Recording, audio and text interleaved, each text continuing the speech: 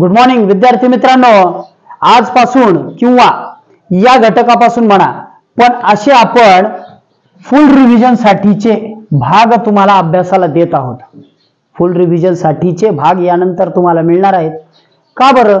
कारण आता परीक्षा जवळ आल्यात, टप्प्यात आल्यात. म्हणजे आतापर्यंत आपण जवळजवळ 430 पेक्षाही अधिक घटक पूर्ण केलेले आहेत.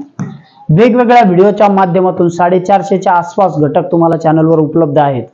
मग आता याच घटकांना मुलांनी परीक्षेच्या काळामध्ये वेगाने समजून घेतलं पाहिजे. त्यात महत्त्वाचे प्रश्न त्यांनी हाताळले पाहिजेत आणि कमी वेळेत हे सगळं झालं पाहिजेत. म्हणून आपण आता फुल रिव्हिजन साठी हा भाग तयार करत आहोत. ही जी प्लेलिस्ट आहे, या प्लेलिस्ट मध्ये तुम्हाला हे सगळे मिळतील आणि नेहमीच्या प्लेलिस्ट मध्ये सुद्धा असतील. ठीक आहे. प्रत्येक परीक्षेला उपयुक्त ठरेल. कुठली परीक्षा असेल, समजा सगळ्या प्रज्ञा शोध परीक्षा आहेत, तेवढ्या सगळ्या प्रज्ञा शोध परीक्षांना हा भाग उपयोगी आहे. त्यानंतर असणाऱ्या तुमच्या स्कॉलरशिपच्या सगळ्या परीक्षा आहेत, स्कॉलरशिप सारख्या सगळ्या परीक्षा, पुन्हा नवोदय सारख्या सगळ्या परीक्षा, सोबत अजून सैनिकी स्कूलच्या परीक्षा आहेत. त्यानंतर शिक्षक बंधू भगिनींना उपयुक्त टीईटी आहे, तलाठी सारख्या आहेत व इतर एमपीएससीच्या सर्वच परीक्षांसाठी असेच प्रश्न असतात. तशाच प्रकारचे प्रश्न आपण या फुल रिव्हिजन मध्ये घेणार आहोत. ही जी आजची रिव्हिजन आहे आपली, ही आहे समानार्थी शब्दांची. ठीक आहे. समानार्थी शब्दांची शब्द संपत्ती हा महत्वाचा घटक आहे प्रत्येक परीक्षेमध्ये. आणि या घटकामध्ये काय केलं जातं, तुम्हाला या घटकामध्ये प्रश्न दिलेले असतात. आपण काय केलंय, 4 टप्प्यात हे विभाग केलेले आहेत.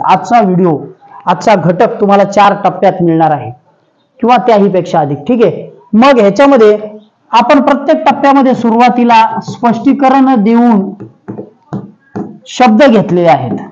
त्याच्यानंतर त्याच सोबत सराव संच दिलेला आहे, सराव संच घेतलेला आहे, ज्यामध्ये प्रश्न आहेत. वेगवेगळ्या पद्धतीने विचारलेले समानार्थी शब्दांवरचे प्रश्न त्यात दिलेले आहेत. नंतर पुढे आपण परत स्पष्टीकरण देऊन तुम्हाला त्यावरचे प्रश्न घेतले. 4ही टप्प्यांमध्ये हा घटक पूर्ण बघायचा आहे. यात तुम्हाला 100 पेक्षाही अधिक शब्द आणि प्रश्न अभ्यासाला मिळणार आहेत. ठीक आहे. सगळ्यात परीक्षेच्या दृष्टिकोनात उपयुक्त आहे. जर असं वाटलं की लेंथ जास्त झाली तर त्याला पर्याय नाही, कारण रिव्हिजन असल्यामुळे घटकाची लेंथ ही मोठी होणार आहे. लेंथचा विचार करू नका. साधारण एक 20 ते 30 मिनिटं झाल्यानंतर 2 टप्पे संपले किंवा एक टप्पा संपला की थोडा ब्रेक घ्या आणि त्यानंतर परत सुरू करा. जर तुम्ही लहान वर्गाच्या असाल तर थोडा ब्रेक ठेवा. मोठ्या वर्गाच्या असाल तुम्ही सलग बघितलं तरी काय हरकत नाही, मोठ्या परीक्षा देत असाल तर. ओके. मोठे विद्यार्थी याचा स्पीड वाढवूनही बघू शकतात, पण खालच्या प्रज्ञाशोध स्कॉलरशिप नवोदयच्या विद्यार्थ्यांनी स्पीड वाढवायचा नाही. जो आहे व्हिडिओचा तसाच ठेवायचा, कारण तुम्हाला आकलन व्हायला आणि त्याचं स्मरण व्हायला वेळ लागतो. ठीक आहे. आपण आता समानार्थी शब्दांची सुरुवात करू. आणि तुम्हाला पहिल्या टप्प्यातला जो आहे, पहिला टप्पा इथून सुरुवात करू. पुढचे कंप्लीट घटक तुम्हाला आता मिळते. चला करू सुरू. चला आपण आता प्रश्न बघू आणि मग समजून घेऊ. घटक आहे समानार्थी शब्द. मग आता इथं तुमच्या समोर एक मी शब्द दिलाय, वर्षा. वर्षा या शब्दाला 3 पर्याय मी तुम्हाला दिलेले आहेत. सांगा बरं 3 पर्यायापैकी उत्तर काय वाटतंय. बघा इथं समोर तुम्ही झूम करूनही बघू शकता. वर्षा याला 3 पर्याय काय आहेत. करार नाही, पाऊस होय, नवल नाही. म्हणजे वर्षा या शब्दाचा समानार्थी शब्द आहे पाऊस. आले लक्षात. मग आता पुढचा समानार्थी शब्द आपण बघू. वावर. वावर म्हणजे काय, शेत शिवार. जे विद्यार्थी आपले शेतकरी असतील त्यांच्या लगेच लक्षात येईल. त्यांचे वडील म्हणतात मी वावरात जाऊन आलो. घरातलं कोणतरी म्हणतं आमचं शिवार लय फुलून आलंय. म्हणजे काय, आमच्या शिवारात पीक आलंय चांगलं. आपल्याला कविता पण होती बघा, आहे की नाही. काय होती कविता, ठीक आहे नंतर सांगा. चला ओके. मूस. मूस म्हणजे भट्टी. मूस म्हणजे भट्टी. तिसरा शब्द, ही भट्टी कशाची असते माहिती का, ती ज्या हॉटेलमध्ये जर तुम्ही गेलात तर तिथं तंदूरची पण भट्टी असते, म्हणजे गरम ज्याच्यामध्ये कोळसे टाकून आग उष्णता निर्माण केली जाते, किंवा लोखंड वितळण्याची सुद्धा भट्टी असते. अशा गोष्टींना मूस म्हणतात. अचंबा म्हणजे आश्चर्य. आम्हाला अचंबाच वाटला, एक अपंग व्यक्ती कळसुबाईच्या शिखरावर 10 वेळा गेला. 10 वेळा गेला म्हणजे. त्याच्यानंतर चौथा शब्द आहे खग.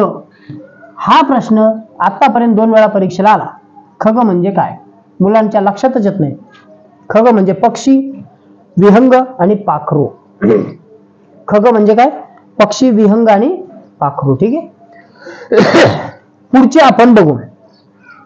चला आपल्याला पुढचे शब्द बघायचे. काय होईल, प्रत्येक वेळी जर मी हाताने लिहित बसलो तर आपल्या सगळ्यांचा वेळ जाईल, म्हणून आपण याचा वापर करतो. ठीक आहे. चला समानार्थी शब्दांमध्ये आपण आता इथला पहिला शब्द बघितला होता वावर. त्यानंतर वावर बघितला, मूस बघितला, अचंबा बघितला, खग म्हणजे पक्षी, विहंग आणि पाखरू. तुम्ही झूम करून व्हिडिओ बघू शकता. पुढचा शब्द आहे बिछाना, अंथरूण. आई तुम्हाला संध्याकाळी सांगत असेल बघ काम करताना, चल सगळ्यांची जेवण झाली तर आता तू पुसून घेतल्यानंतर तिथं अंथरूण टाक, बरोबर. किंवा आता तू दमलाय, जाऊन अंथरुणावर झोप. म्हणजे काय, बिछाना. अंथरूण म्हणजे बिछाना. गौरव, सत्कार करणे. तुम्ही जर उत्तम मार्क मिळवलेत तर तुमच्या शाळेत तुमचा सत्कार होईल. काय होईल, सत्कार म्हणजे गौरव होईल, बरकत, भरभराट, उत्कर्ष. त्यानंतर साथ, सोबत, संगत. कुटी म्हणजे झोपडी. कुटी म्हणजे झोपडी. एक इंटरेस्टिंग शब्द होता बघा, मांजराला शब्द होता भाटी. मांजराला शब्द काय होता, भाटी. विस्तार अधिकारीच्या परीक्षेमध्ये विचारला गेला होता, मुलांना सांगता आला नाही. आपल्याही परीक्षेत विचारला गेला होता, मुलांना सांगता आला नाही. मांजर म्हणजे भाटी सुद्धा होतो. पुढे येईलच कुठेतरी, किंवा मी परीक्षेत तुम्हाला दाखवून देईल. आपण जे पुढे घेणार आहोत प्रश्नपत्रिका त्यावेळी. इवलीशी, लहानशी. जीर्ण, जुने. जीर्ण म्हणजे काय, जुने.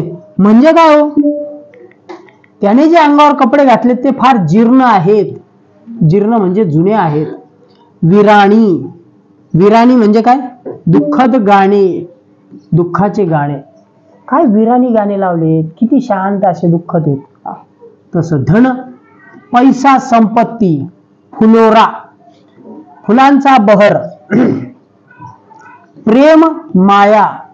तुमची आई तुम्हाला जी माया लावते त्याला आपण प्रेम संबोधतो. वडील जे प्रेम करतात त्याला मायाही संबोधतात. अशा प्रकारे. स्वैर, मोकळेपणा. स्वैर, मोकळेपणा.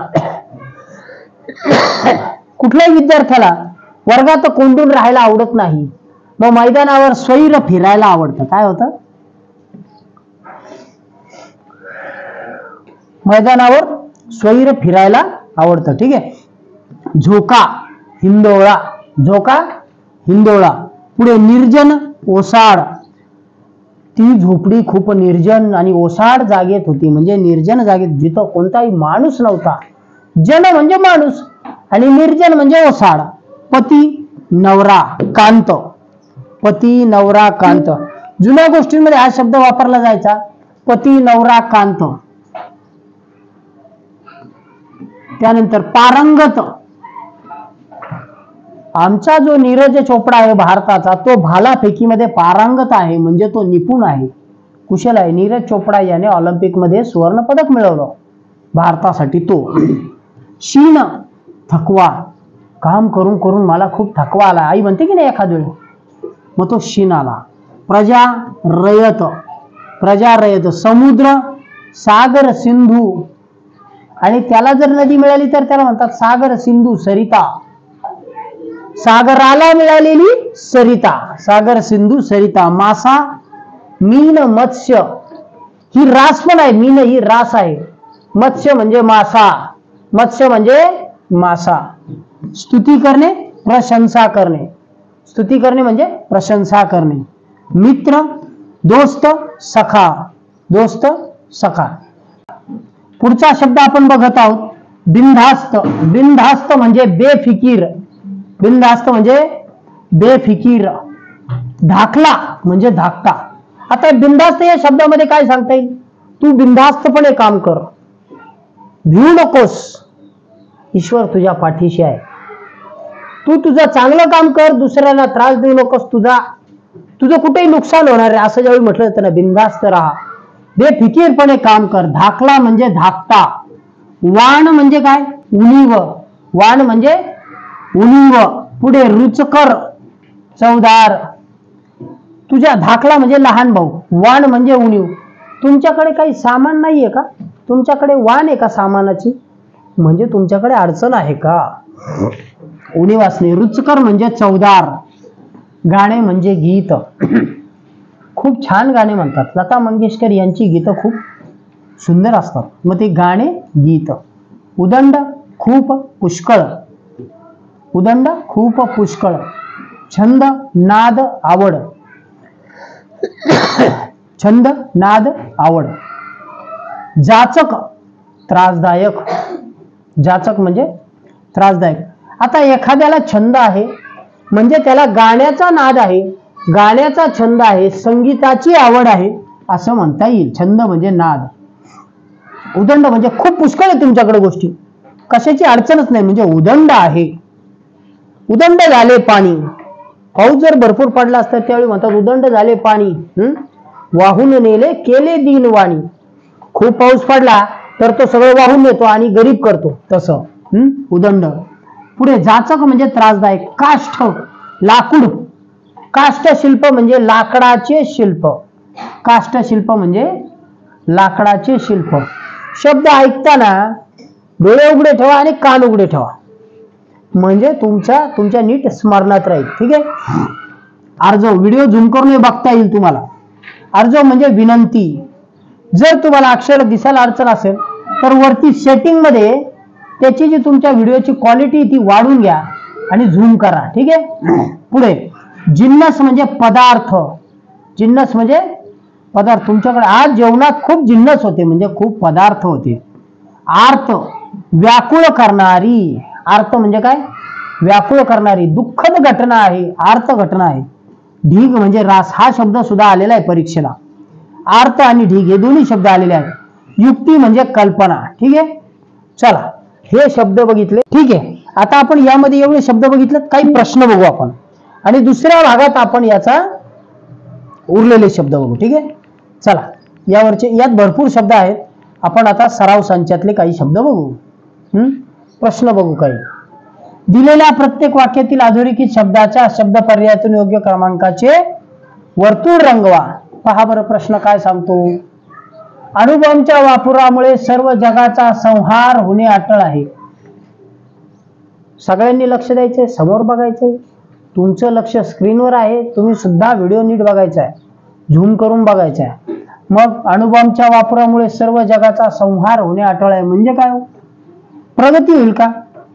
सैन्य होईल का? नाही. निराश होईल का? नाही. विनाश. संहार म्हणजे काय? विनाश. पर्याय क्रमांक 1. पुढे आज मला शाळेत यायला विलंब झाला. आज मला शाळेत यायला विलंब झाला म्हणजे वेळेत आला का तो? उशीर झाला का त्याला? बर. गतिमान आला का? लाज वाटते का? नाही, त्याला उशीर झाला. विलंब म्हणजे काय? उशीर. विलंब म्हणजे काय? उशीर. ठीक आहे. पुढे राजा आपली प्रजा प्रेमाने सांभाळतो. राजा आपली प्रजा प्रेमाने सांभाळतो. राजा आपली प्रजा प्रेमाने सांभाळतो. मग हे प्रजा म्हणजे काय? रयत. ठीक आहे. भाऊ नाही, साधू नाही आणि थकवा नाही. सतत दिवसभर काम केल्याने थकवा येतो. सतत दिवसभर काम केल्याने काय येतो? आनंद मिळतो? नाही. दुःख होते? सुश्राव्य? नाही. शीन. वास्तविक या सुश्राव्य शब्दाचा अर्थ होतो खूप चांगलं गाणं ऐकायला येणे. इथं कुठंच जुळत नाही, पण तुम्हाला चुकवण्यासाठी हा पर्याय दिला असतो. हा पर्याय चुकीचा आहे. पुढे वासना हे दुःखाचे मुख्य कारण आहे. वासना हे दुःखाचे मुख्य कारण आहे म्हणजे काय हो? नम्रता नाही, व्यथा नाही, अलग नाही, इच्छा. चुकीच्या कामाकरता होणारी इच्छा म्हणजे तुमच्या दुःखाचं कारण आहे. चुकीच्या कामाकरता होणारी इच्छा म्हणजे वासना. समजलं? पुढे पुढचं बघू. पुढील पैकी समान अर्थाच्या चुकीची जोडी कोणती ती ओळखा. हा प्रश्न बऱ्याच वेळा मुलांची गल्लत करतो. पुढील पैकी समान अर्थाच्या चुकीच्या शब्दाची जोडी ओळखा. सारखे शब्द आहेत पण यात चुकीचे कोणते, असा प्रश्न तुम्हाला कधी जमेल सांगू का? जर तुम्ही 200 शब्द किमान 5 वेळा वाचले असतील. 200 शब्द 5 वेळा वाचणे म्हणजे 200 गुणिले 5 1000. समानार्थी शब्द तुम्ही 1000 वेळा वाचले पाहिजेत, तेव्हा तुमच्या लक्षात राहील. आले लक्षात? हाच व्हिडिओ तुम्ही जर 3 वेळा पाहिला तर तुमचे झालेले शब्द असतील ते 3 वेळा पाहून होतील. अशा प्रकारे तुम्ही जर ते शब्द लिहून काढले तर होईल. आनंद म्हणजे हर्ष, मित्र म्हणजे दोस्त, बंधू म्हणजे भाऊ, मयूर म्हणजे मासा नाही. चुकीची जोडी. ठीक आहे. पती नवरा, पती आणि नवरा. ठीक आहे. शीघ्र जलद, हिम हुशार, सीमा शिव, सीमा शिव बरोबर आहे. हिम म्हणजे हुशार नाही, हिम म्हणजे बर्फ. हिम म्हणजे काय? बर्फ. हिम म्हणजे बर्फ. ठीक आहे. म्हणजे आपला जो पर्याय होता चुकीचा, कोणती जोडी होती ही? आपला पर्याय काय आहे? हा, चुकीची जोडी ओळखायची ना. पुढे शत्रू वैरी, समुद्र सागर, मत्सर द्वेष, मग सैन्य सौंदर्य नाही. चुकीचं आहे. सैन्य म्हणजे काय? जे देशासाठी रक्षणाचे काम करते असे सैनिक. बरोबर. बघा 3 प्रश्न आपण बघितले. पुढचं बघू.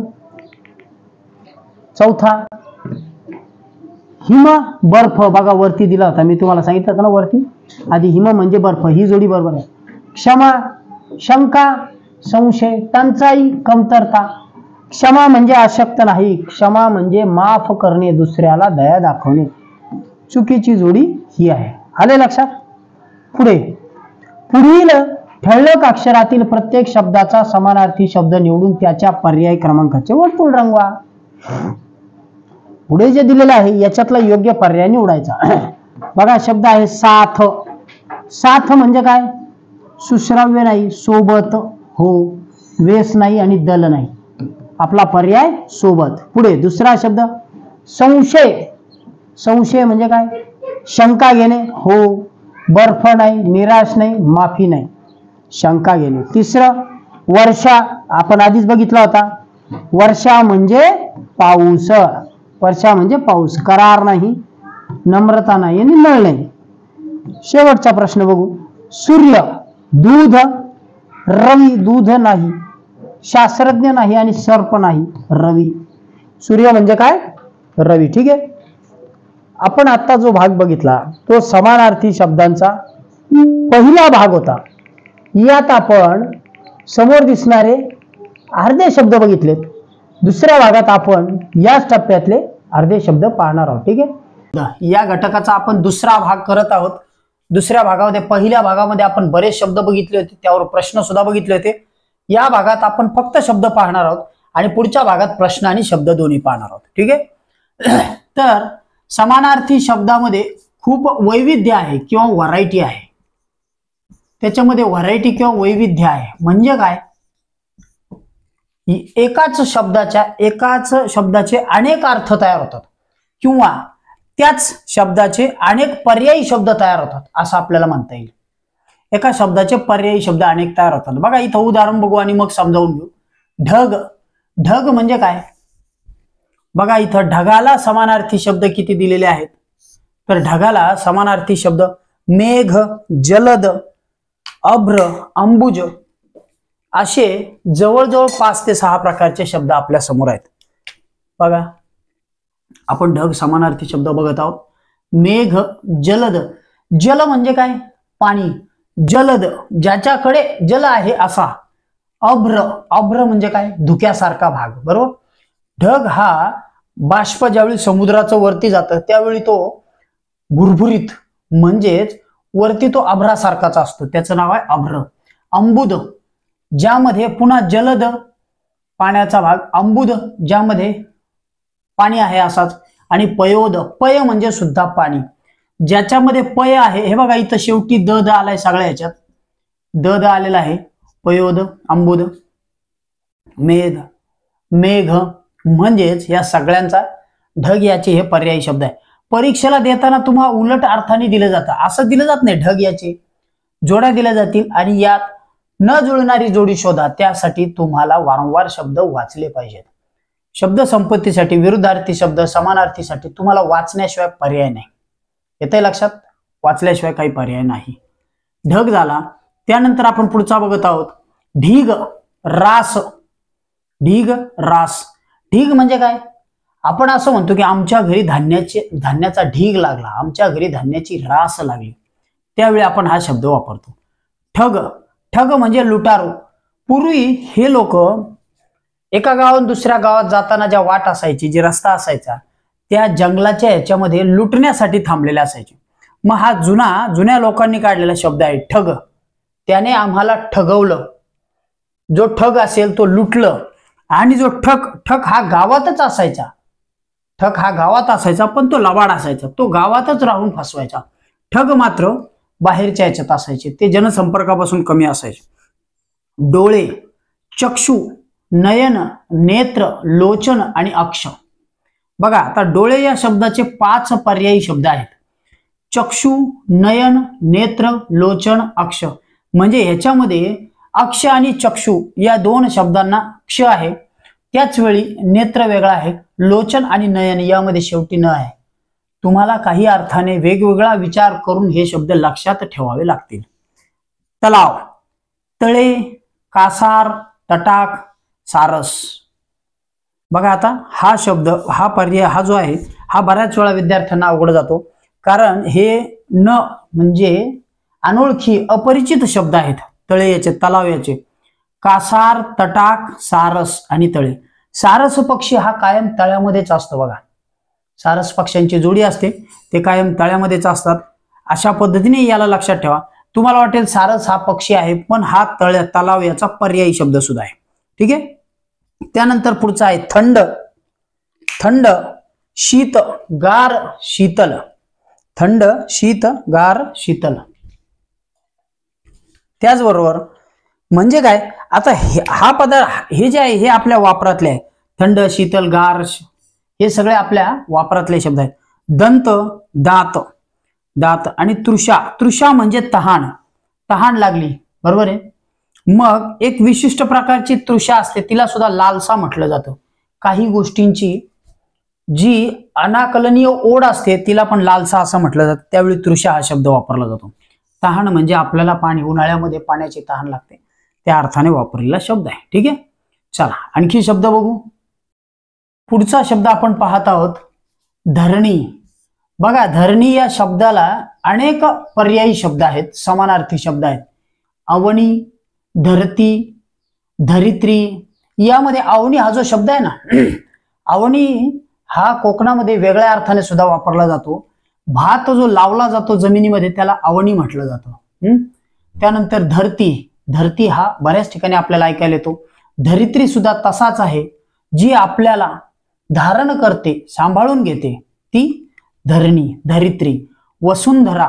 मग ही वसुंधरा म्हणजेच ही पृथ्वी जर सुंदर झाली तर मानव इथं कैक हजारो वर्ष राहू शकेल, पण जर आपणच आपल्या चुका केल्या तर आपण या भूमीवर टिकणार नाहीत. ही भूमी आपल्याला मिळालेलं दान आहे की नाही. वसुंधरा, पृथ्वी, मही. मही म्हणजे काय, जी आपल्याला सांभाळते तीच. पुन्हा धरणी, भूमी, क्षोणी, बरोबर. असे 1 2 3 4 6 आणि जवळजवळ ह्याला 8 पर्यायी शब्द आहेत. किती पर्यायी शब्द आहेत? 8 पर्यायी शब्द आहेत. पुढे चाप, कोदंड. धनुष्य म्हणजे काय, तर धनुष्य म्हणजे चाप, कोदंड, तीर, कमठा, धनु. ठीक आहे.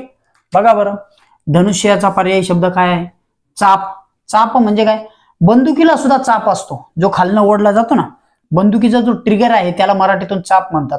तो ओढला आणि सोडला, तशाच प्रकारे कोदंड. कोदंड म्हणजे काय, तर धनुष्य.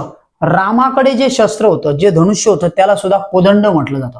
कोदंडधारी राम. ठीक आहे. धनु. धनु म्हणजे सुद्धा धनुष्य. तीरकमठा.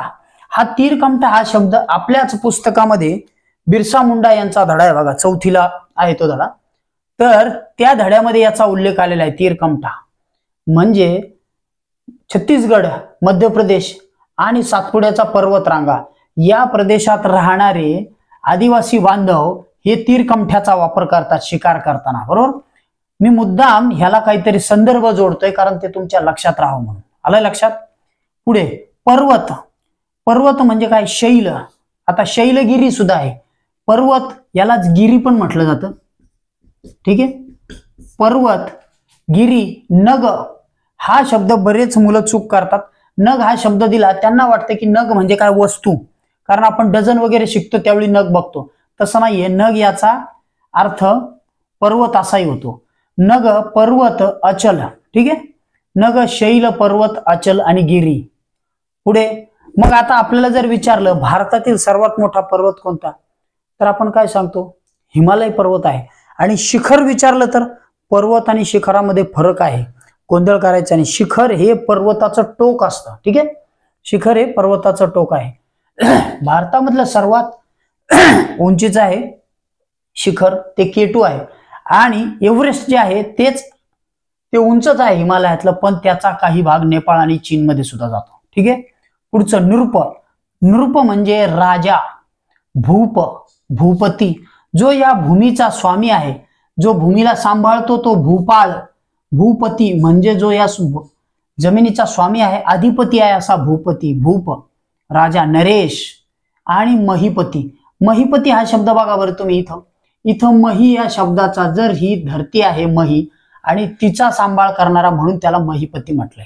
ठीक आहे. त्यानंतर तात. तात म्हणजे बाप, वडील, पिता आणि जन्मदाता. जो आपल्याला जन्म देतो तो जन्मदाता आणि जी आपल्याला सांभाळते ती धरित्री. ठीक आहे. माता. त्यानंतर तात, बाप, वडील, पिता आणि जन्मदाता. ठीक आहे.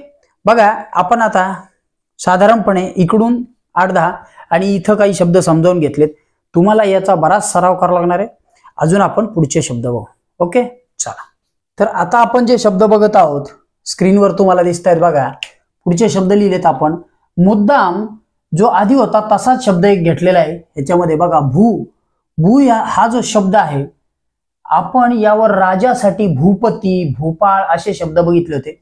पुन्हा बघा भू म्हणजे जमीन, त्यालाच परत जमिनीचे सगळे समानार्थी शब्द लागतील. वसुंधरा, धरणी, धरित्री ते सगळे लागतील बघा. पण त्यातले काही लागत नाहीत. जमीन, धरा, भूमी, धरणी, मही, क्षोणी. बरोबर. म्हणजे हे जे पर्यायी शब्द आहेत हे तुमच्या परत लक्षात आले पाहिजे. अनेक अर्थाचे शब्द एकमेकांना जुळू शकतात, पण ते तुम्हाला जर विचारले परीक्षेमध्ये की या अर्थाला याला पर्यायी शब्द कुठला, त्यावेळी शोध घेता आला पाहिजे. नंतर भुंगा. भुंगा म्हणजे काय? तोच भुंगा जो फुलांवर बसलेला असतो आणि फुलांमधला मधू किंवा मकरंद शोधत असतो. ठीक आहे. आपल्याला तो शब्द पुढे बघायचा आहे. त्याला मिलिंद म्हणतात. अली, भ्रमर आणि भृंग. भ्रमर, भुंग म्हणजे काय? भ्रमर म्हणजे काय? जो भ्रमंती करत असतो या फुलावरनं त्या फुलावर, त्या फुलावरनं, जो त्या फुलांमधला आपल्या सोंडेने, भुंग्याची सोंड असते त्या सोंडेने तो जो मध आहे तो शोषून घेतो तसा. मिलिंद, अली हा शब्द वेगळा आहे बघा. हा जो शब्द आहे ना इथे दिलेला अली, या अर्थाने तुमचा शब्द लक्षात असायला हवा भुंग्याला काय म्हणतात ते. ठीक आहे. भेकड. पुढचा शब्द आहे भेकड. मग भेकड म्हणजे काय? भित्रा, भ्याड, भिरू. भेकड, भित्रा, भ्याड आणि भिरू. बरोबर. पापभिरू शब्द ऐकलाय का तुम्ही? पापभिरू. पापभिरू म्हणजे जो पापापासून लांब राहतो. या भिरू या शब्दावरनं तुम्हाला पुढचा शब्द सांगतो. भिरू याच्यावरनं पापभिरू ही माणसाची एक वृत्ती असते. म्हणजे काय? आपण पाप करू नये, पापापासून भिणारा, पाप करण्यापासून ठीक आहे दूर राहणारा, तो पापभिरू. आणि त्या अर्थाने भेकड असतो तो, भित्रा असतो, भ्याड असतो. ठीक आहे. पुढे मकरंद म्हणजे मध, फुलांमधला मध शोषणारा. भ्रमर त्याला आपण घेतला होता वरती भुंगा. ठीक आहे. मकरंद आणि भ्रमर. ओके. चला आणखी काही शब्द बघू.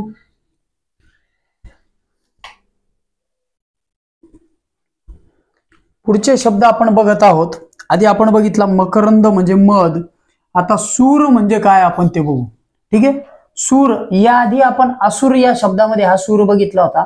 असुर म्हणजे राक्षस आणि त्यांच्या विरुद्धार्थी शब्द आहे सूर. म्हणजे काय? ईश, ईश म्हणजे ईश्वर, ठीक आहे, ईश म्हणजे ईश्वर. बघा इथल्या इथंच तुम्हाला समानार्थी शब्द त्यात लक्षात येतील. त्यानंतर देव आणि परमेश किंवा परमेश्वर. मग परम आणि ईश, परम आणि ईश्वर यांचा जोडून काय होतो? परमेश्वर, परमेश्वर, ठीक आहे. त्यानंतर देव आणि या सगळ्यांनाच काय म्हणतात? सूर, ठीक आहे. म्हणजे सूर या शब्दाला किंवा देव या शब्दाला तुम्हाला एवढे 4 पर्यायी समानार्थी शब्द सापडतील, ठीक आहे. पुढचं बघू. प्राचीन. प्राचीन म्हणजे काय? आपण एखाद्या मंदिरात जातो, समजा तुम्ही मीनाक्षी मंदिर बघितलं असेल, तर मीनाक्षी मंदिर जे आहे, काही विद्यार्थी गेले असतील नसतील, तर त्या मीनाक्षी मंदिर जे आहे ते खूप प्राचीन आहे, 600 वर्ष लागले होते त्याला बांधायला. किंवा प्राचीन शब्द आपण महाराष्ट्रामध्ये कैलास लेणी बघतो वेरूळला गेल्यानंतर. मग जे कैलास लेणी आहे ते प्राचीन आहे, पुरातन आहे, जुनं आहे किंवा जुनाट आहे, फार पूर्वीच आहे. बघा हे सगळे शब्द प्राचीन या शब्दाला समानार्थी शब्द आहेत.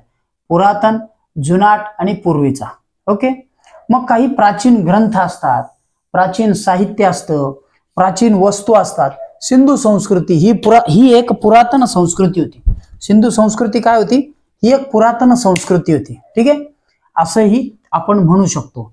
त्यानंतर प्राचीन म्हणजे ज्याचा काळ फार जुना आहे असा.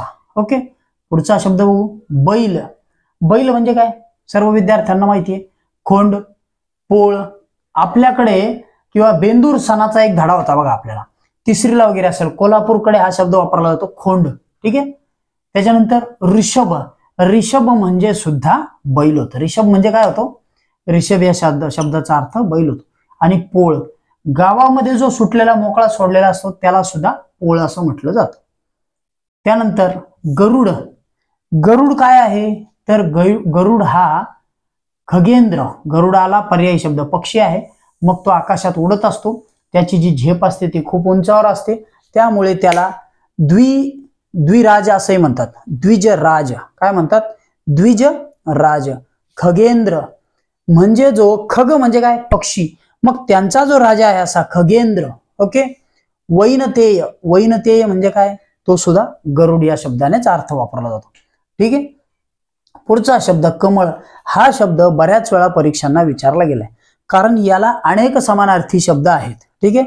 बघा काही नावाप्रमाणे सुद्धा आहेत. इथं राजीव शब्द दिसतोय बघा, पर्यायी शब्द आहे राजीव, पण ते राजीव याचा अर्थ होतो कमळ. पुष्कर. पुष्कर नावाने राजस्थानमध्ये एक तळे सुद्धा आहे, पुष्कर तळे, ठीक आहे. मग तिथं ब्रह्मांचं मंदिर पण आहे, ब्रह्मदेवाचं. मग पुष्कर किंवा तिथे हे पण मोठी यात्रा पण भरते, लोक तिथे येतात बघायला परदेशातून सुद्धा. पद्म. पद्म म्हणजे काय? कमळ. कमळामध्ये विराजमान असलेला पद्मनाभ, पद्मासारखी ज्याची नाभी आहे असा, मग तो कोण? भगवान विष्णू, जे सर्पावरती विराजमान असतात. ओके. पंकज. पंकज म्हणजे काय? कमळ. अंबुज.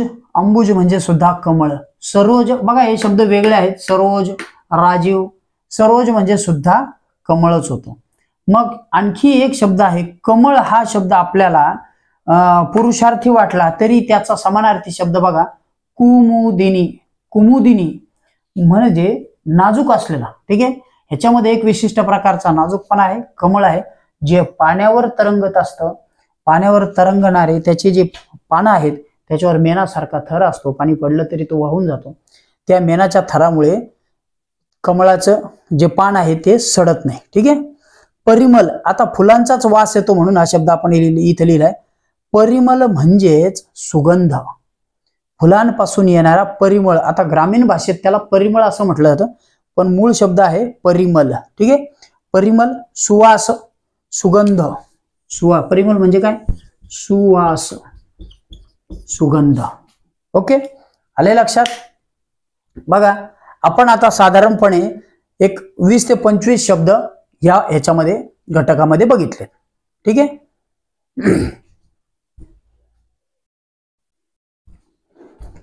तर पुढच्या टप्प्यामध्ये आपण प्रश्नही पाहणार आहोत आणि त्यावरती आधारित आणखी काही शब्द बघणार आहोत. या घटकामध्ये दिसायला जरी सोपा असला तरी यात अधिक सरावाची तुम्हाला गरज आहे.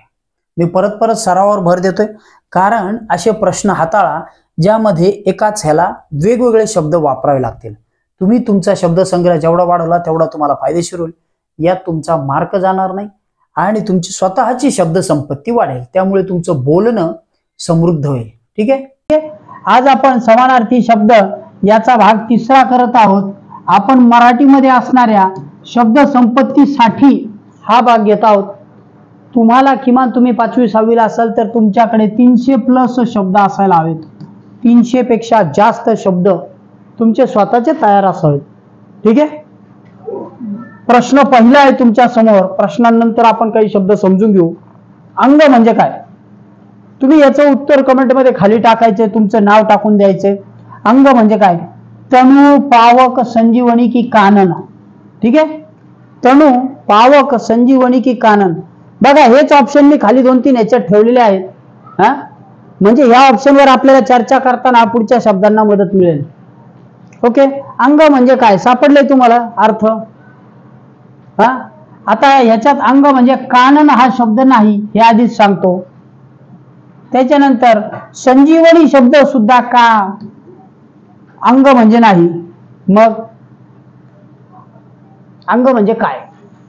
पावक आणि तणू ह्याच्यापैकी काय येते अजूनही टाका कमेंट मध्ये. ओके. अंग म्हणजे तणू. ठीक आहे. शरीर, अंग म्हणजे आपलं शरीर. ठीक आहे. शरीर. आणि मग पावक म्हणजे काय हो? पाणी. जल, पावक, पाणी. ओके. आले लक्षात? ठीक आहे. मग आता आपण अंग म्हणजे समजून घेतलं अंग म्हणजे काय, तर तुमच्या ते लक्षात आलेलं आहे शरीर. मग आता खालचा प्रश्न तुम्ही वाचायचा आहे आणि पुढच्या प्रश्नाचं उत्तर द्यायचंय. ओके. चला बघा, अमृत म्हणजे काय हे सांगा. अमृत म्हणजे काय? आपण अंग म्हणजे काय बघितलं. अमृत म्हणजे काय? आता तुम्हाला यातले काही ऑप्शन्स आणखी गळून जातील. कानन म्हणजे अमृत होत नाही. कानन म्हणजे अमृत होत नाही, पण खाली तरी कानन शब्द कंटिन्यू राहणार आहे. अजून तुम्हाला मदत होईल. थोडा विचार करा. अमृत म्हणजे काय? पावक म्हणजे पाणी आणि जल, मग हे पण नाही. आता जल हे अमृत समान असतं पण अमृत नाही. ठीक आहे. अमृत समान आहे, त्याला अमृत असं म्हटलं जातं, पण पूर्ण अर्थाने इथं दुसरा पर्याय जुळणार आहे. अमृत म्हणजे संजीवनी. एखाद्या मृत व्यक्तीला जेव्हा जीवन मिळतं, एखाद्या मृत व्यक्तीला जीवन मिळते त्यावेळी त्याला परत जीवन मिळतं, म्हणून संजीवनी. काय म्हणतात? अमृत या शब्दाला संजीवनी म्हणतात. मग एक रामायणामध्ये असा प्रसंग घडला होता की लक्ष्मण जे होते त्यांना इंद्रजिताने धनुष्य बाण मारून मूर्छित केलं होतं. त्यांना एक शक्ती लागली होती आणि त्यावेळी मग वैद्यांनी सांगितल्यानंतर हनुमंत जे होते ते खाली दक्षिणेतून उडत आले होते आणि द्रोणागिरी पर्वत त्यांनी उचलून नेला होता. तो तिथं आहे दक्षिणमध्ये, अजूनही आहे दक्षिण भारतामध्ये. आणि तिथून संजीवनी बुटी त्यांना आणायची ती, पण ती सापडत नव्हती, म्हणून त्यांनी सगळा पर्वतच उचलून नेला. तशा प्रकारची संजीवनी वनस्पती म्हणजे अमृत. त्यातून अमृत निघतं, अशा अर्थाने संजीवनी हा शब्द वापरला जातो. ठीक आहे. पुढचं अरण्य. तिसरा पर्याय आपल्या पुढे, तिसरा ऑप्शन आहे अरण्य. अरण्य म्हणजे काय? एखाद्या पर्यायाला आज मी मुद्दाम बरं का एक पर्याय ठेवलेला नाही, बरेच पर्याय असू शकतात. बरेच पर्याय असू शकतात. तुम्ही चारीचा विचार करा. अरण्य म्हणजे काय? एक वाटतंय, दोन्ही पर्याय वाटतात, तिन्ही वाटतायत का चारही? यस, चारही पर्याय. अरण्य म्हणजे विपिन सुद्धा, कानन सुद्धा, वन सुद्धा आणि जंगल सुद्धा. कानन हा शब्द आसाम जे आहे, आसामच्या प्रदेशामध्ये वेगळ्या पद्धतीने वापरला जातो. अजून हिंदी साइड मध्ये वापरला जातो कानन, वन. ठीक आहे. आणि विपिन आणि जंगल. आले लक्षात? चला आणखी काही प्रश्न बघू पुढचे. आपल्या समोर पुढचे 2 प्रश्न लिहिलेले आहेत बघा. 4था आणि 5वा प्रश्न आपण पाहत आहोत. क्षर याला किंवा शर या शब्दाला समानार्थी शब्द कोणता सांगा. सांगा बरं, शर या शब्दाला समानार्थी शब्द. शर म्हणजे काय? विचार करायचा, एवढा सोपा नाहीये लगेच सापडेल असा. ज्याच्याकडे 300+ शब्दसंग्रह असेल ना, 300+ त्यालाच सापडेल. तुमच्याकडे आहे का बघा. चला सांगा काय उत्तर आहे. बघा, अक्षर म्हणजे हे शीर म्हणजे काय, आपलं जे डोकं असतं ना त्याला शीर म्हणतात, त्याच्यामुळे हा नाही. नेम म्हणजे काय, एखाद्या गोष्टीवरती आपण लावलेलं लक्ष किंवा त्याचा घेतलेला वेध, ठीक आहे, तो नाही. धनुष्य, धनुष्य म्हणजे काय, तुम्ही फोटोज बघितला असेल ना, भगवान राम किंवा लक्ष्मण यांच्या खांद्यावरती असतो बघा ते धनुष्य. पण त्याला लावलेला जो बाण असतो ना, या बाणाला म्हणतात शर. काय म्हणतात, शर. शरसंधान, शरसंधान साधने, बरोबर. मग संधान साधने म्हणजे नेम लावणे धनुष्याने, ठीक आहे, त्या धनुष्यावरती बाण लावून नेम लावला. हे सगळे शब्द ह्याच्याशी जोडलेले होते, पण ॲक्युरेट शब्द होता बाण. आले लक्षात? ओके, चला पुढचा शब्द तुम्हाला सांगायचा आहे. चला सांगा काय आहे, पुढच्या शब्दासाठी तुम्हाला वेळ देत आहे, सांगा. पक्षी या शब्दाला समानार्थी शब्द कोणता? विहंग, पर, पंख, शेपूट. थोडंसं अवघड केलं, कारण त्याच्याशी जुळणारे शब्द इथं टाकले, पण ते त्याच्याशी संलग्न आहेत पण समानार्थी नाहीत. कोणते आहेत? ऑप्शन नंबर तुम्ही बोटवर करू शकता. पंख नाही, शेपूट नाही. आता हे दोन राहिले, त्याच्यापैकी सांगा. पर, पर म्हणजे माशाला जे बाजूनी पंख असतात त्याला पर म्हणतात, हा पण नाही. एक नंबरचा पर्याय विहंग. कर विहार मुक्तपणे, जो मुक्तपणे आकाशात फिरतो त्याला विहंग म्हणतात. काय म्हणतात? विहंग म्हणजे पक्षी. ठीक आहे, ओके. चलो पुढचा प्रश्न बघू. पुढचे दोन प्रश्न आपल्या समोर आहेत. आधीच्या ह्याच्यात जे धनुष्य शर आलं होतं त्याच्यामुळे मुद्दाम हा प्रश्न घेतला. सांगा धनुष्याला समानार्थी शब्द कोणता? धनुष्याला समानार्थी शब्द कोणता? जर तुम्हाला वाटत असेल 4 तर ते चुकीचं आहे. जर तुम्हाला वाटत असेल 2 तर तेही चुकीचं आहे. आणि जर तुम्हाला वाटत असेल 3 तर तेही चुकीचं आहे. कमांड. त्याचा अर्थ सांगतो का ते आता बघा. आधी आपण बघितलं बाण म्हणजे काय? शर. बाण म्हणजे क्षर. आणि तीर याला सुद्धा तसंच म्हटलं जातं, तीराला सुद्धा बाण म्हटलं जातं. पण इथं शब्द आहे कोदंड. मी तुम्हाला उदाहरण देताना सांगितलं होतं की भगवान राम यांच्या खांद्यावरती जे धनुष्य आहे, ती जी कमान असलेली जी हे बाण लावायची तिला कोदंड म्हणतात. काय म्हणतात? कोदंड. त्याच्यामुळे रामाला असं म्हणतात कोदंडधारी राम असंही म्हटलं. कळलं? कोदंड हा शब्द त्याच्यासाठी वापरला जातो. ठीक आहे. हा, आणि त्याच्यानंतर तुम्हाला मी आज एक हे करतो. अर्जुनाचं जे धनुष्य होतं त्याचं नाव काय ते सांगायचे. अर्जुन जो धनुष्य वापरायचा त्याला काहीतरी नाव होतं ते सांगा. ठीक आहे, तुम्ही ते शोध घ्यायचा आणि कमेंट मध्ये सांगायचं. जसं मी रामाच्या धनुष्याचं नाव सांगितलं तसं. ओके, चलो पुढचं. सिंह हा शब्द आपल्या पुढे आहे. सिंह याला व्याघ्र म्हणतात, केसरी म्हणतात, छावा की गजराज? काय म्हणतात? सिंहाला व्याघ्र, केसरी, छावा की गजराज काय म्हणतात? ओके, ठीक आहे, मी सांगतोय ह्याला केसरी म्हणतात.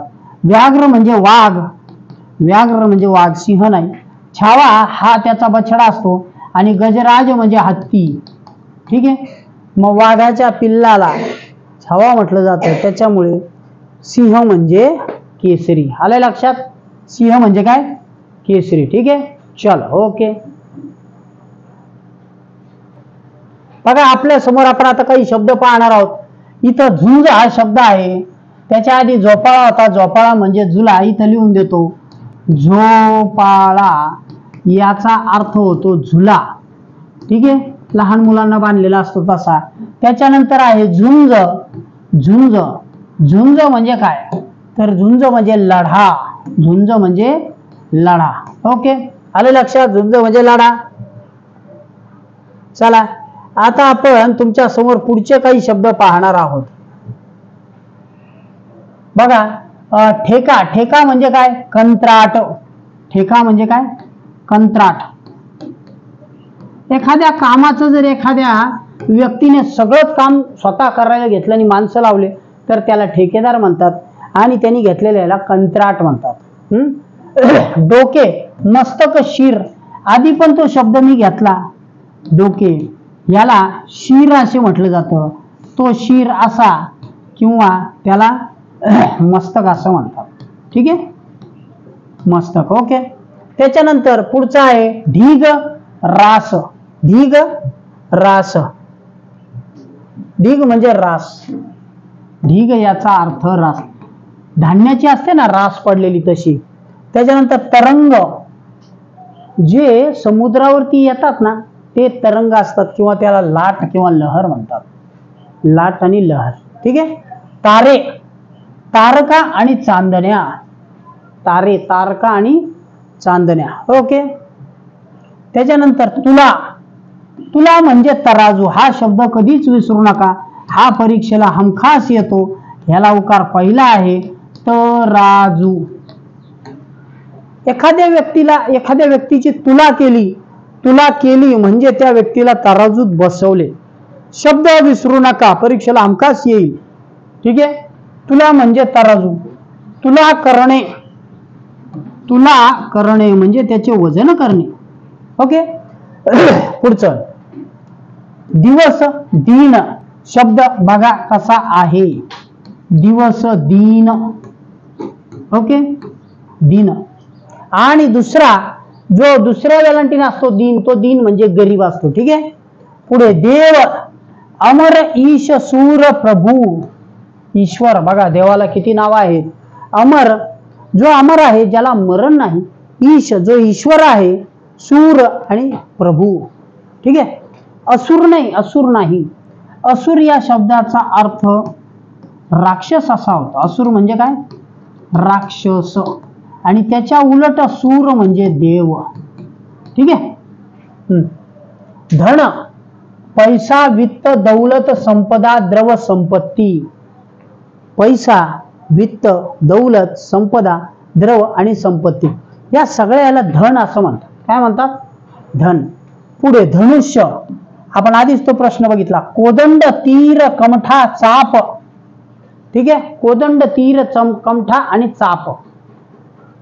ओके. त्याच्यामध्ये सांगितलं होतं बघा कोदंड. त्याच्यानंतर नदी, तटिनी, सरिता. तटिनी आणि सरिता हा शब्द सुद्धा विसरू नका. तटिनी, जिला तट आहेत. तट म्हणजे किनारे. तट म्हणजे किनारे. जिला किनारे आहेत. किराणे झालं ते, किनारे पाहिजे होतं. ओके. ठीक आहे. पुढे नदी म्हणजे तटिनी, सरिता. नजर, दृष्टी, कटाक्ष. नजर म्हणजे एक दृष्टी टाकणे. सिंह काय करतो, सिंहावलोकन करतो. तो पुढे जातो, किती पावलं चालला आणि नंतर थोडी मान वळवतो आणि मागे बघतो. त्याच्या आशा करण्याला सिंहावलोकन म्हणतात. मागे कोणी आहे का, कोणी राहिलंय का ते तो पाहतो. आपल्या चांगल्या कामाचं सिंहावलोकन अवश्य करा. नवा, नूतन, नवीन. तुम्ही जर नवीन शर्ट घातला तर तुम्ही नूतन शर्ट घातला, नवीन शर्ट घातला असं. नारी, स्त्री, अबला. बघा हा अबला शब्द आहे ना, हा तसा योग्यच नाहीये. नारी ही काही अबला नाही, तिला जरी म्हटलं जात असेल तर. जर नारी ही झाशीची राणी असू शकते, तर जर आजच्या काळामध्ये नारी ही कल्पना चावला असू शकते, अवकाशात जाणारी. सुनीता विल्यम्स असू शकते, तर ती अबला असूच नाही. अबला म्हणजे जी गरीब आहे, जिचं कोणीही, जिच्यामध्ये बल नाही, जी शक्तीहीन आहे अशी नाही. नारी ही सक्षम असावी, ती दुर्गा असावी, अबला असू नये. बरोबर आहे. नारी कशी असावी, दुर्गा असावी, अबला असू नये. त्याच्यानंतर म्हणजे मुलींनी सशक्त आणि सक्षम व्हावं असं मला म्हणायचं. ठीक आहे. ओके. नारळ, नारिकेल आणि श्रीफळ. नारिकेल आणि श्रीफळ. निर्बंध, नियम. निर्बंध, नियम. काही गोष्टींचे निर्बंध असतात, काही गोष्टींचे नियम असतात, समानार्थी आहे. निश्चय, निर्धार. निश्चयाचा महामेरू सकल जनांशी उद्धारू असं शिवरायांना म्हटलं जातं. म्हणजे त्यांनी निर्धार केला होता, त्यांनी शपथ घेतली होती, त्याच्यानुसार स्वराज्य स्थापन केलं अखंड परिश्रम करून. नृप म्हणजे भूप, भृपाळ, नरेंद्र, राजा, राया, राज्ञा. जो राजा आहे, जो भूप आहे, तो नृप आहे. शिवराय सुद्धा भूपती होते, राजे होते तसं. ओके. पत्नी, नरेंद्र शब्द जो इंद्राचा, इंद्रांमधला नर. ठीक आहे. पत्नी, बायको, सहचारिणी, अर्धांगिनी, बायको, सहचारिणी, अर्धांगिनी, पराक्रमी, शूर, पराक्रमी, शूर. ठीक आहे, ओके. अशा प्रकारे समानार्थी शब्दांचे तुम्ही प्रश्न आणि त्याच्यासोबत संग्रह वाढवायला हवा. काय करायला हवं? संग्रह वाढवायला हवा. एक सोपा उपाय सांगतो. मी माझ्या विद्यार्थ्यांना करायला लावायचो किंवा करायला लावतो. स्वतः रोजचे 20च्या 20 कमीत कमी 20 शब्द आपल्या चिठ्ठीवरती लिहून घ्यायचे का, ते खिशात ठेवायचे. जाता येता मित्राला विचारायचे, मैत्रिणीला विचारायचे. आपोआप तुमचे समानार्थी शब्द, म्हणी, विरुद्धार्थी शब्द तयार होतात. ठीक आहे. घटक आवडला असेल तर लाईक करायला विसरू नका. पुढचा शब्द आपल्या समोर आहे पराक्रमी आपण बघितला. शूर. पुढचा आहे परिसर, प्रदेश. परिसर, प्रदेश. परिसराभ्यासामध्ये आपल्याला हा घटक असतो. आपल्या अवतीभोवतीचा, आपल्या जवळचा जो भाग असतो त्याला प्रदेश म्हणतात. त्याच्यानंतर पुढचा शब्द आहे पाय. पद, चरण, पाऊल. पद, चरण, पाऊल. तुम्ही तुकाराम महाराज किंवा ज्ञानेश्वर माऊली यांची पालखी पाहिली असेल, त्याच्यामध्ये लाकडी खडावा असतात, त्याच पादुका पण त्यांना म्हणतात. ठीक आहे. म्हणजेच त्या चरण पादुका असतात पायातल्या, पाऊल असतात, पद असतं. पोपट, शुक. हा शब्द मुलांना बऱ्याच वेळा त्रास देतो. त्यांना पोपट म्हणजे काय लक्षात येतं? एक तर रावा येतो, राघू येतो. ठीक आहे. रावा, राघू हे शब्द लक्षात येतात. पण कीर किंवा शुक हा शब्द त्यांना कळत नाही. ठीक आहे. त्याच्यामुळे हे लक्षात घ्यायचं, पोपट म्हणजे कीर, रावा, राघू, शुक. ओके. पुढचा प्रचंड, भव्य. प्रचंड, भव्य, दिव्य. ओके. पुढचा शब्द बघू. प्राचीन. प्राचीन, पुरातन. जे जुनं आहे असं खूप प्राचीन आहे. आणि आता जे नवं असेल ते अर्वाचीन. मग आता पुरातन मंदिर. जुने काही हेमाडपंथी मंदिर असतात बघा, हेमाडपंथी म्हणजे त्यांची बांधणी वेगळ्या पद्धतीने केली असती. त्यांना बाजूनी त्या शिखराकडे वाढत जाणारी मंदिरं असतात, खांब असतात, खांबावर कोरीव काम असतं. ती शैली म्हणजे हेमाडपंथी दगडातली, त्यांना पुरातन मंदिरं म्हणतात. फरशी, लादी. फूल, सुमन, कुसुम, पुष्प. बहीण, सुमन, कुसुम, पुष्प म्हणजे फूल. बहीण, भगिनी, सहोदरी. सहोदर म्हणजे भाऊ. शब्द पहा काय आहे, सहोदर. सहोदर हा शब्द कशापासून झाला माहिती का? सह आणि उदर. उदर म्हणजे पोट. एकाच आईपासून जन्माला आलेले असले तर त्याला म्हणतात सहोदर. जे एकाच आईच्या पोटी जन्माला आले, सहोदर भाऊ. आणि जर सहोदरी असेल तर ती बहीण. बरोबर. पुढचा बावटा, झेंडा. लाल बावटा म्हणजे लाल झेंडा. कोकणामध्ये जेव्हा वादळ येतं समुद्रामध्ये त्यावेळी लाल बावटा लावला जातो, म्हणजे धोक्याचा इशारा असतो. बाप, पिता, जन्मदाता, तात, वडील. हा शब्द सुद्धा मुलांनी लक्षात घ्यायचा आहे. वडील म्हणजे तात. वडील म्हणजे तात. ओके. वडील म्हणजे तात. ठीक आहे. पुढे बेचकी, गलोल. गलोल माहिती का? खेड्यामध्ये मुलं वापरतात बघा, लाकडाला रबरी हे बांधून, नळी बांधून त्याच्यामध्ये गोटी किंवा दगड फेकतात. बैल, ओ, खोंड आणि ऋषभ. बैलासाठीचा हा शब्द विसरू नका. बैलाला ऋषभ म्हणतात हा शब्द. ठीक आहे. ऋषभ. ओके. आणि शेवटचा शब्द आपण पाहत आहोत भक्कम किंवा मजबूत. मजबूत. ठीक आहे. आले लक्षात? अशा प्रकारे आपण काही प्रश्न, शब्द आणि शब्द संग्रह बघितला. ठीक आहे. मागच्या दुसऱ्या भागामध्ये आपण फक्त शब्द बघितले होते. या भागात आपण निम्मे शब्द आणि निम्मा प्रश्न पाहणार आहोत. ठीक आहे. चला समजावून घेऊ. तुमच्या समोर स्क्रीनवर मी काही शब्द लिहिलेले आहेत बघा. पहिला शब्द आहे समुद्र. समुद्र म्हणजे काय? आता ह्याला आपण असं म्हणतो सातत्याने की महाराष्ट्राला खूप मोठा समुद्र किनारा लाभलेला आहे. 720 किलोमीटरचा समुद्र किनारा आहे आणि भारताला 7200 किलोमीटर पेक्षा अधिक मोठा समुद्र किनारा आहे. मग अशा वेळी त्याला वेगवेगळी नावं आहेत बघा. समुद्र म्हणजे काय? सिंधू. सिंधू ही एक नदी आहे जी काश्मीर जवळ वरती हिमालयामध्ये उगम पावते आणि ती तिथून पाकिस्तानमध्ये जाते. असंही असून समुद्राला ते एक समानार्थी नाव आहे. रत्नाकर. आता रत्नाकर म्हणजे काय, ज्याच्यामध्ये रत्न सापडतात असा. ठीक आहे. सागर, सागर हे आपल्याला परिचित आहे. जलधी, जलधी म्हणजे काय, ज्याच्यामध्ये जल आहे असा. अधि, अधिपती, जलधी. ठीक आहे. पयोधी, इथं बघा शब्द शेवटी पयोधी. पय म्हणजे सुद्धा पाणी. पय म्हणजे काय, पाणी, ज्याच्यामध्ये पाणी आहे असा पयोधी, जलधी. आणि हेच ढग जर बघायला गेलो आपण तर त्याच्यामध्ये शब्द आहे जलद. ढगाला काय म्हणतात, जलद.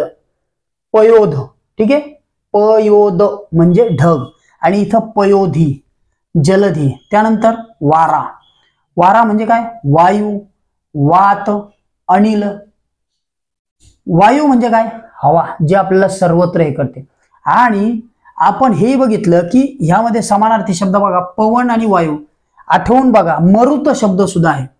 हे तीनही शब्द मारुतीचे आहेत, हनुमानाला समानार्थी शब्द आहेत. वायुपुत्र, पवनपुत्र, मरुत, मारुती. ठीक आहे. म्हणजे हे सगळे वाऱ्याशी समानार्थी, जो वाऱ्याशी स्पर्धा करतो. ओके, म्हणजे वाऱ्यासोबत धावतो, उडतो, त्याला वायू, वात, वात म्हणजे सुद्धा हवा. याला शब्द हवा सुद्धा आहे. अनिल, समीर, पवन आणि मरुत. आले लक्षात. त्यानंतर पुढचा शब्द आहे वीज. वीज, वीज म्हणजे काय, चपला, चंचला, तडिता. चपला म्हणजे जी अत्यंत चपळ आहे. वीज जर बघितली तुम्ही, काही क्षणार्धात ती आकाशातून पडते आणि खाली आकाशातच चमकते, आपल्याला दिसेनाशी होते. जर दुर्दैवाने एखाद्या वस्तूवर पडली तर ती नाश करते. ती नाश करते. सौदामिनी आहे, जी कोसळते आणि नष्ट करते. चंचला, जी अत्यंत चंचल आहे, चपळ आहे, चंचल आहे. तडिता, तडिता म्हणजे काय, ती तडित वाहक. तुम्हाला माहिती आहे का, तडित वाहक वीज वाहून नेण्यासाठी घरावरती बसवलेला असतो किंवा मोठ्या कारखान्यांवर असतो. ठीक आहे. कारखान्याचा बॉयलर जर बघितला, त्यावर लोखंडाची एक दांडी असते, तांब्याची. वीज त्यामध्ये पडली की वीज शोषून घेतली जाते आणि त्याला वायरिंग करून खाली जमिनीमध्ये आर्थिंग केलेली असते. तडित वाहक त्याला म्हणतात. ती तडिता म्हणजे वीज. विद्युत म्हणजे वीज, लाईट. इंग्लिश मधून आपण काय म्हणतो त्याला, लाईट, करंट. तोच करंट आपल्या घरात सगळीकडनं धावतो वायर मधून. ठीक आहे. त्यानंतर सौदामिनी, बिजली आणि विद्युतलता. विद्युतलता म्हणजे सुद्धा वीजच. ठीक आहे. बघा हे सगळे शब्द. आता मी हा जो शब्द आहे तो लिहिलेला नाही, तुम्ही ओळखायचा आहे तो. ठीक आहे. आणि ओळखला की मला सांगायचा. रवी, भास्कर, भानू, अर्क, आदित्य, मित्र, मार्तंड, सविता, दिनकर आणि दीनमणी. खालचे शब्द बघा, दिनकर आणि दीनमणी. या शब्दांवरनं लक्षात आला. भास्कर, भास्कर म्हणजे काय, ह्या सगळ्या शब्दांचा पर्यायी शब्द आहे. तुम्ही व्हिडिओ पॉज करा आणि कमेंटमध्ये टाका, त्यानंतर व्हिडिओ कंटिन्यू करा. याचा समानार्थी शब्द आहे सूर्य. हे सगळे कशाची नावं आहेत, सूर्याची नावे आहेत. ठीक आहे. ही सगळी सूर्याची नावे आहेत. ओके.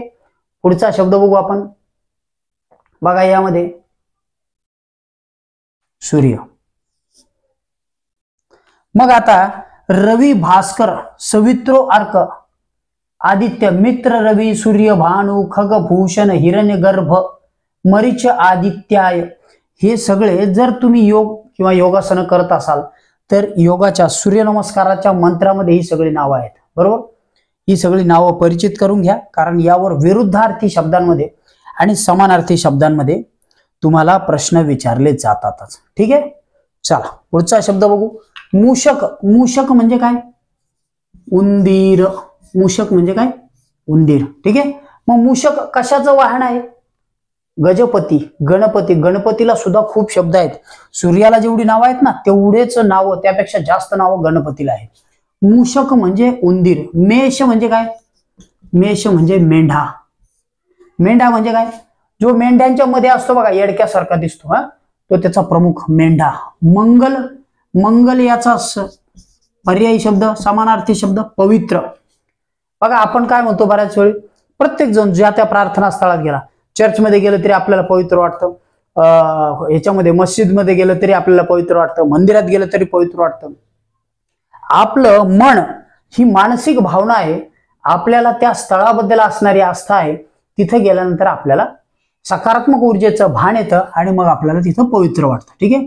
यान, यान म्हणजे काय, जे अवकाशात जातं. ठीक आहे.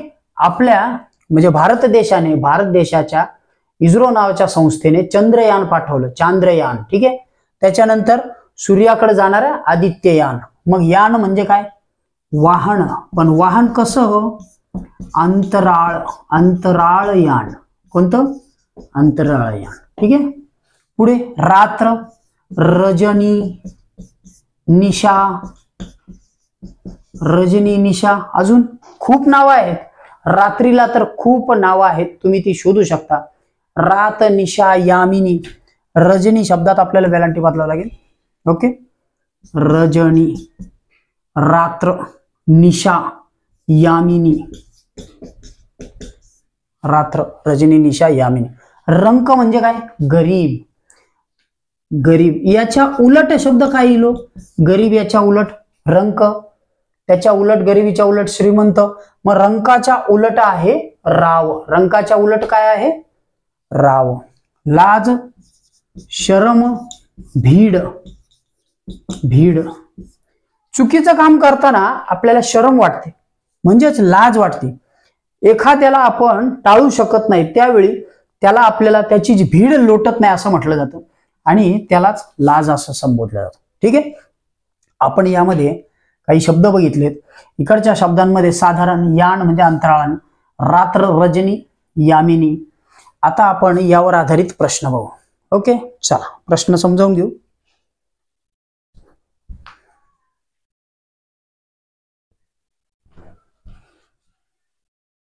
बघा, आता आपल्या समोर आपण काही प्रश्न लिहिलेले आहेत. समान अर्थ नसलेले, बघा समान अर्थ नसलेले शब्द आपल्याला शोधायचे आहेत यातून.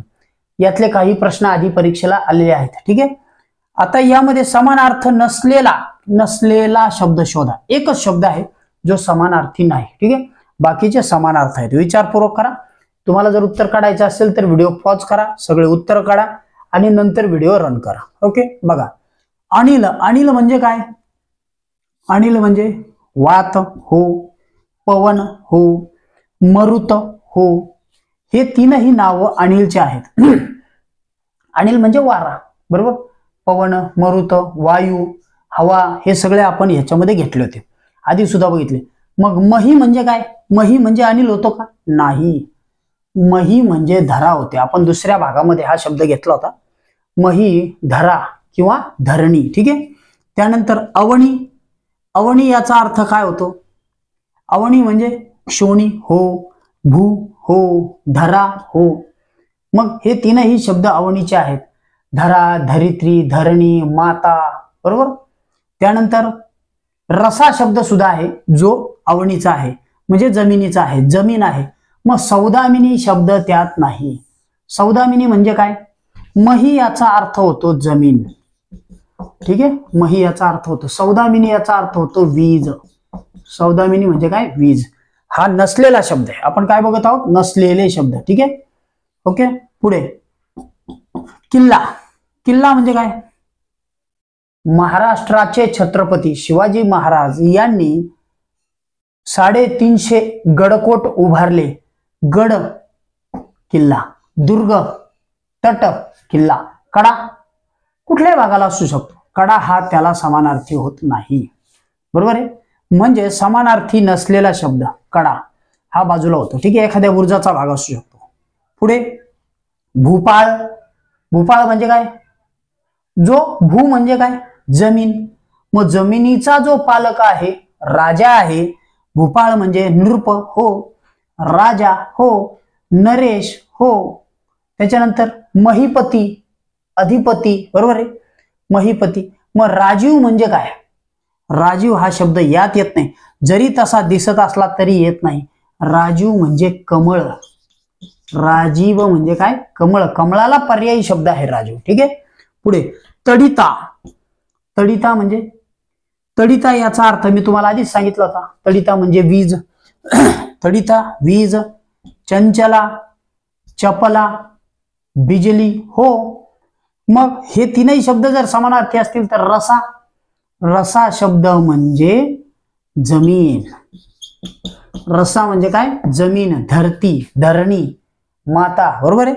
बघा आपण काय केलं, यामध्ये समानार्थी शब्दांचा सराव व्हावा यासाठी सगळे समानार्थी शब्द आधी लिहिले आणि उत्तर त्यांची नसलेले शब्द शेवटी लिहिलेले आहेत. ओके, असं परीक्षेत येईलच असं नाही. आता अचल या शब्दाला समानार्थी शब्द तुम्ही सांगायचे असतील तर बघा, नसेल तर मी सांगतो. शैल, पर्वत, नग झाले 3. आता हे समानार्थी झाले. चौथा कोणताही टाका. राजा टाका बरं. राजा हा समानार्थी नाही. ओके, अशा प्रकारे प्रश्न तयार केला जातो. म्हणजे आपण अचल या शब्दाचे 3 पर्यायी शब्द लिहिले.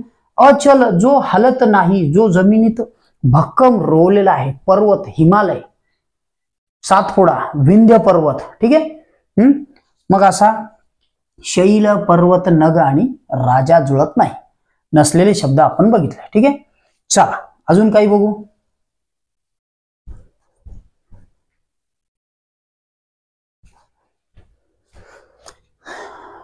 तर आपण आपल्या समोर आता दुसरा प्रश्न लिहिलेला आहे. बघा या प्रश्नामध्ये काय आहे, आधी आपण समानार्थी नसलेले शब्द शोधायचे होते.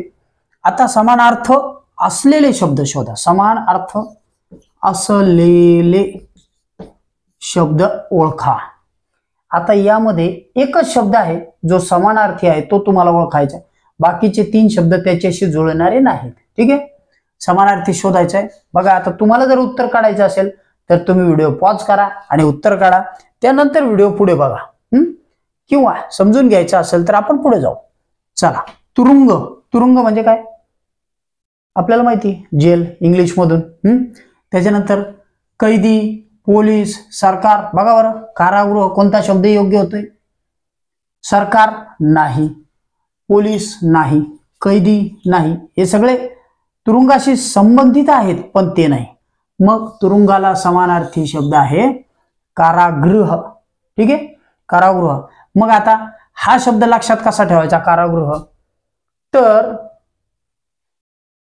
भगवान श्रीकृष्ण यांचा जन्म ही कारागृहात झाला होता. कारण त्यांना तिथेच त्यांना कोंडून ठेवलं त्यांच्या माता पित्यांना. ठीक आहे. मग त्याच्यानंतर पुढचा शब्द बघू. धनु. धनु म्हणजे काय? बघा बरं आता धनु याचा अर्थ, धनुला एकच शब्द समानार्थी दिलेला आहे. जर तुम्ही आधीचे 2 भाग बघितले असतील तर त्यामध्ये तुम्हाला याचं उत्तर सापडेल. चक्र आहे का? नाही, धनु म्हणजे चक्र नाही. चक्र याचा अर्थ चक्रच, बरोबर, चाक. त्याच्यानंतर विष्णूंच्या हातामध्ये आहे, भगवान विष्णूंच्या हातामध्ये जे आयुध आहे ते चक्र आहे. राजीव म्हणजे कमळ, ते नाही. चक्रपाणी हे विष्णूचंच नाव आहे. मग धनु याचा अर्थ धनुष्य होतो. धनुष्य म्हणजे तीर कमठा. मी मागच्या याच्यातही सांगितलं, बिरसा मुंडा जे आदिवासी जननायक आहेत त्यांच्या याच्यामध्ये हा शब्द आपल्याला आला होता त्या पाठामध्ये. ठीक आहे. त्याच्यानंतर ऋषभ. ऋषभ म्हणजे काय? कमळ, बैल, नयन, लोचन. कमळ तर फूल आहे. नयन आणि लोचन, नयन म्हणजे डोळा, लोचन म्हणजे डोळा. मग ऋषभ म्हणजे बैल, खोंड, पोळ. बरोबर, हे त्याचे समानार्थी शब्द आहेत. आपल्याला इथं सांगितलंय समान अर्थ असलेले शब्द शोधा. ठीक आहे. प्रश्न बघा, दुसऱ्या प्रकारचा प्रश्न आहे. त्यानंतर अली. अली म्हणजे काय? खोंड, तो तर बैलाला म्हटलं जातं, हा नाही. गज हा हत्ती. अनिल, अनिल म्हणजे वारा. मग अली म्हणजे भुंगा. अली म्हणजे काय? भुंगा. आलंय लक्षात? अली म्हणजे भुंगा. आता हा शब्द मी सांगण्याच्या आधी तुम्ही शोधा, कारण हा मुद्दाम अवघड काही शब्द याच्यामध्ये दिले होते जे तुम्ही परिचित नसतील असे. ठीक आहे. अवघड नाही, परिचित, अपरिचित. अह म्हणजे काय? गरीब नाही, राजा नाही, रंक नाही. अह म्हणजे दिवस. अह म्हणजे दिवस. समानार्थी शब्दाच्या बाबतीत तुम्हाला खूप वाचन वाढवावं लागेल आणि 8-15 दिवसानंतर किंवा महिन्यात 1-2 वेळा जर तुम्ही परत जर आठवलं नाही, पुस्तकातून करा, गाईड मधून करा, कशात नाही करा, किंवा व्हिडिओ परत वेग वाढून पाहिला तरी चालेल. ठीक आहे. शुक. शुक म्हणजे काय? तुम्ही बघा, उत्तर शोधा. शुक म्हणजे काय? दया नाही, माया नाही, ममता नाही. मी मुद्दाम काय केलं, पर्यायामध्ये समान अर्थ असणारे शब्द नेमले आणि एकच वेगळा टाकलेला आहे, पण हे समान सुद्धा वेगळे नाही घेतलेले. शुक म्हणजे पोपट. ठीक आहे, शुक म्हणजे पोपट. आलंय लक्षात. पोपटाला अजून काय म्हणतात, राघू, रावा, बरोबर, आणि शुक.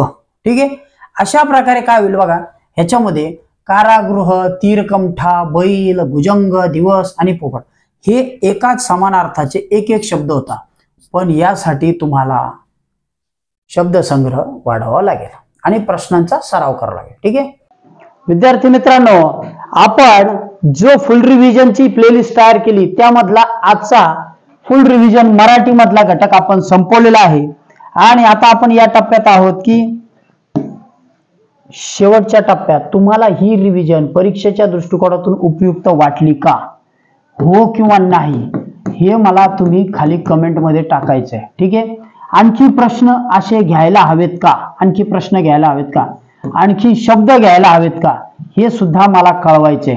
ओके, त्यानंतर घटक जर तुम्हाला आवडलेला असेल, हा घेतलेला जो भाग आहे हा आवडला असेल तर त्याला लाईक करायचं. पुढच्या परीक्षांसाठी वेगवेगळ्या माहितीसाठी तुम्ही चॅनलला सबस्क्राईब करायचे आणि अशाच प्रकारचे घटक ह्याच्यानंतरही तुम्हाला सतत मिळत राहतील. तुमच्या काही अडचणी असतील तर मला ते अवश्य कळवा. ओके, ही प्लेलिस्ट आहे, परीक्षेच्या दृष्टिकोनातून हिला स्वतःकडे सेव्ह करून ठेवा. आता थांबतोय. तुमच्या परीक्षेसाठी तुम्हाला शुभेच्छा. Good day, bye.